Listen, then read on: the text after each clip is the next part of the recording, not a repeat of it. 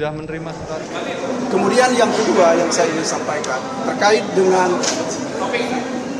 penetapan Mas Hasto ini juga sebagai tersangka. Tadi sudah disampaikan oleh Febri mengenai salah satu fakta di dalam dakwaan, yaitu adalah terkait dengan obstruction of justice. Ya. Saudara-saudara, kalau kita mau lihat secara jernih, perkara ini yang pertama disangkakan dan didakwakan kepada Mas Hasto itu adalah obstruction of justice. Ya. Tapi faktanya ini yang kita bisa perdebatkan. Yang pertama, fakta yang dianggap ada itu berasal dari penyidikan tahun 2020. Ya.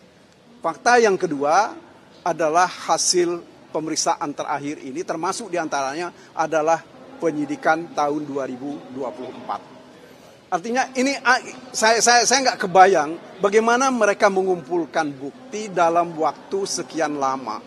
Seolah-olah bukti itu disimpan dulu, mungkin ada apa ya? Kalau saya ingat dulu anak-anak masih menonton Doraemon, sepertinya ada kantong ajaib yang mereka gunakan untuk menyimpan bukti-bukti ini. Ya.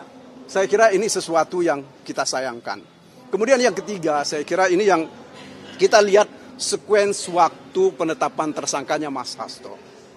Ya. Pada tanggal 16 Desember diumumkan pemberhentian atau pemecatan terhadap mantan Presiden Joko Widodo, Wakil Presiden Gibran Rakabuming Raka, dan yang ketiga adalah Bobi Nasution, Gubernur Sumatera Utara, yang dinyatakan diberhentikan atau dipecat dari PDIP. Kemudian catatan saya yang lain,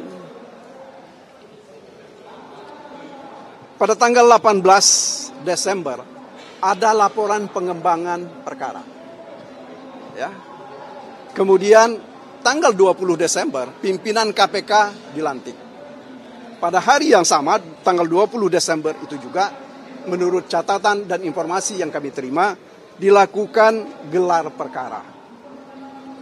Kemudian tanggal 23, Mas Hasto itu ditetapkan sebagai tersangka, dan kemudian tanggal 24 diumumkan sebagai tersangka.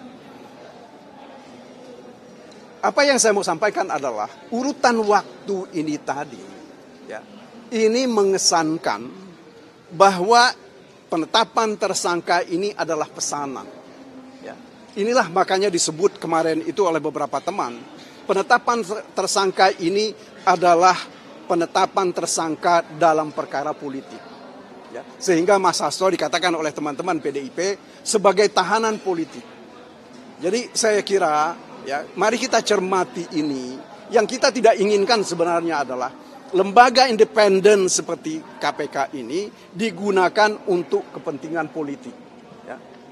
Saya bisa mempertanggungjawabkan apa yang saya sampaikan ini karena mulai dari pemilihan pansel untuk pimpinan KPK ini, ketika itu sudah ada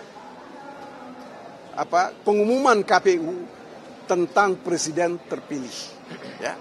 Dan sebelum itu sudah ada 2 keputusan Mahkamah Konstitusi yang mengatakan pemilihan dan pembentukan pansel itu harus dilakukan oleh presiden terpilih dari hasil pemilihan presiden 2024-2029. Nah, tetapi ini dilanggar oleh Joko Widodo sebagai presiden ketika itu. Dia bentuk pansel, dia kirimkan hasil dari pansel ini ke DPR. Apa yang saya mau katakan, ini adalah kemudian dia juga yang kemudian sesudah itu kan terpilih sejumlah orang yang dicalonkan hasil dari pansel ini. Kami melihat bahwa ini semua adalah satu upaya, satu kegiatan, rangkaian kegiatan yang memang disiapkan oleh Presiden Joko Widodo ketika itu agar supaya dia terlindungi dari masalah-masalah hukum. Itu pertama. Dan kemudian yang kedua, dia supaya ada orang-orang yang berhutang budi secara politik bisa dia minta memberikan balasan terhadap orang-orang yang dianggap berbuat tidak baik terhadap dia dan keluarganya atau hendak mencelakai dia dan keluarganya. Ini sekedar tambahan dari saya supaya kita di dalam melihat persoalan ini bukan hanya melihat persoalan hukum teknis ya, tetapi harus kita lihat latar belakangnya. Ini bukan sesuatu yang sederhana ya. Karena bagaimanapun juga kita bisa lihat sekarang, kita bisa buktikan di dalam begitu banyak catatan dan tulisan bahwa Joko Widodo sedang membangun dinasti. Nah, nampaknya ketika dinasti yang sedang dibangun ini tidak boleh diganggu, maka para pengganggu itu harus diperkarakan. Salah satu pengganggu itu adalah Hasto Kristianto, orang yang sangat vokal terhadap kegiatan-kegiatan mantan Presiden Jokowi sejak tahun 2023. Ya. Saya kira itu dari Pak, saya. Terkait yang barusan Anda katakan orang-orang yang Hasto dikriminalisasi oleh orang-orang yang dianggap sebagai pengganggu. Tadi juga sebelum memulai sidang, Pak Hasto sempat membacakan pesan tertulisnya. Intinya resumenya adalah dia dikriminalisasi hukum, secara hukum, dan dia tahanan politik. Ada tanggapan soal itu, Pak? Kapan dia mulai menulis dan siapkan? Saya kira begini, beberapa waktu yang lalu, ya, dia itu sudah dihubungi oleh sejumlah orang, merupakan petinggi dari lembaga tertentu. Ya. Permintaannya cuma satu, Mas Hasto itu mengundurkan diri dari kedudukan sebagai sekjen. Makanya ini yang dianggap kedudukan sebagai sekjen inilah yang dianggap ya menjadi halangan ya, terhadap orang-orang tertentu untuk melakukan kegiatan-kegiatan di dalam partai. Nah, apa yang dikatakan oleh orang ini? Kalau Mas Hasto tidak mengundurkan diri dalam waktu 1 kali 24 jam, maka dia akan jadi tersangka. Ya. Ini saya kira Mas Hasto menyampaikan ini kepada kami bukan untuk berbohong.